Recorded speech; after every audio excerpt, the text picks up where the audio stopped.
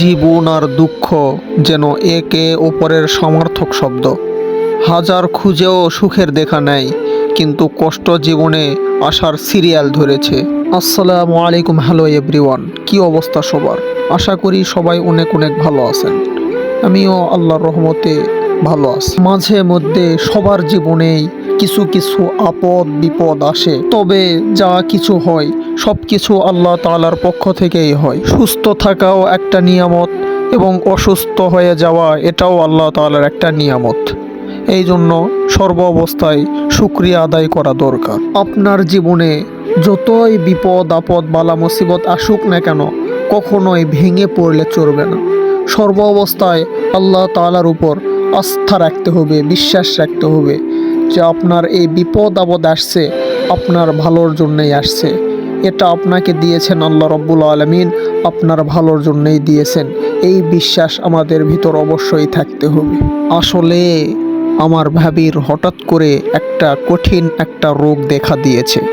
Doctor বলছে সেটা operation করতে হবে। তাই সকালবেলা উঠে চলে গেলাম একটা ক্লিনিকে অপারেশন করার জন্য। ক্লিনিকে গিয়ে সর্বপ্রথম ভর্তি করে দেওয়া হলো। এরপরে কয়েকটা টেস্ট দিল। সেই টেস্টগুলো করার জন্য আমার চাচাতো ভাই আব্দুল কাইয়ুম রক্ত তুলে নিচ্ছে টেস্ট করার জন্য। সে এই ক্লিনিকে মানুষের সেবার কাজে নিয়োজিত।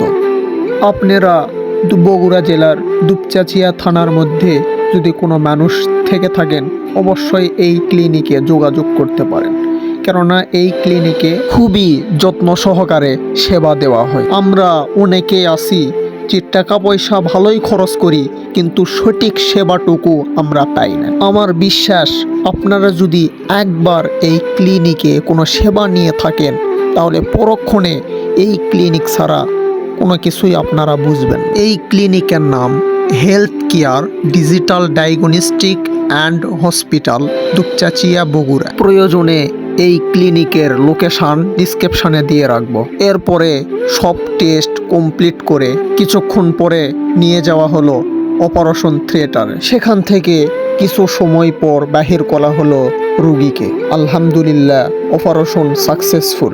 এখন রোগী সম্পূর্ণ সুস্থ আছে, আলহামদুলিল্লাহ। প্রিয় বন্ধুরা, আজকের ভিডিওটি এই পর্যন্তই। দেখা হবে পরবর্তী কোনো ভিডিও নিয়ে। সে পর্যন্ত আপনারা সকলেই ভালো থাকেন, সুস্থ থাকেন। আল্লাহ হাফেজ। আসসালামু আলাইকুম।